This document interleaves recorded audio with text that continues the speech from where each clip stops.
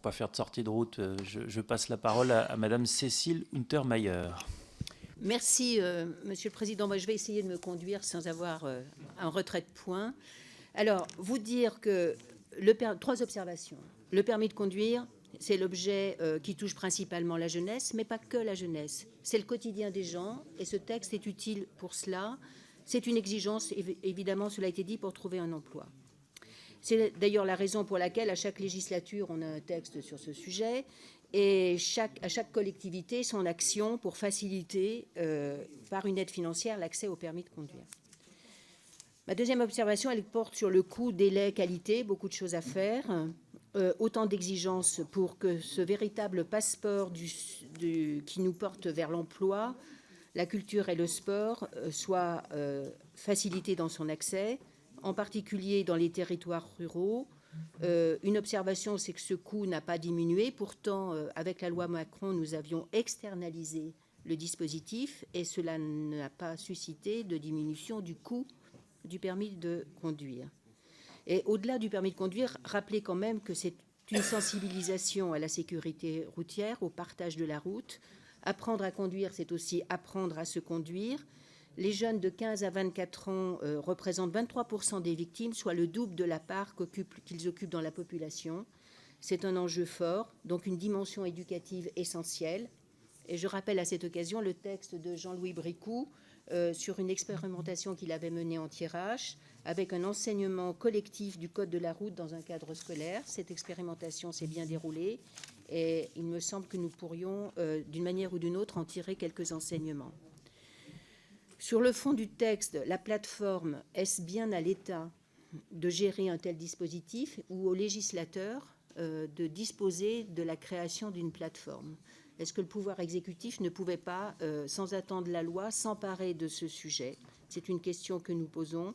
Il nous semble que cela relève du domaine strictement réglementaire.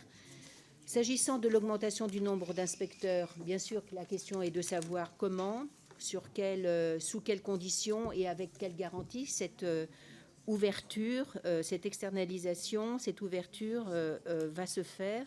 Travailler l'attractivité et le sens du métier, c'est tout à fait essentiel.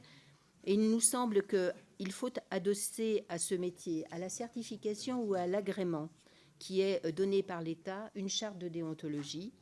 Et un amendement en ce sens de mon groupe sera déposé parce que c'est un métier complexe, c'est un métier de proximité. S'il vous plaît, juste le groupe RN est particulièrement dissipé.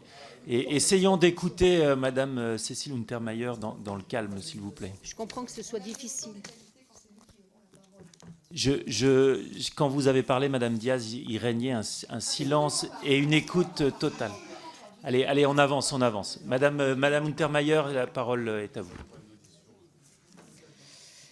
Bon, je disais donc que nous pourrions adosser à ce métier, à la certification ou à l'agrément de l'État, une charte de déontologie, parce qu'aucun métier ne doit échapper à cette réflexion. Et nous déposerons un amendement en ce sens de mon groupe, Monsieur le Président rapporteur. Métier complexe, métier de proximité qui exige beaucoup, et des auto-écoles et des inspecteurs. Parce qu'elle oblige aussi à l'engagement, la réflexion. Il nous semble utile de prévoir dans ce texte une telle exigence, donnant lieu à un arrêté du ministre de l'Intérieur, qui s'est lui-même doté d'un comité national de l'éthique et qui gère ces questions-là. Enfin, je dirais, toujours dans le respect de dire la vérité, arrêtons peut-être avec les appellations trompeuses du permis à 1 euro, puisqu'il s'agit d'un prêt.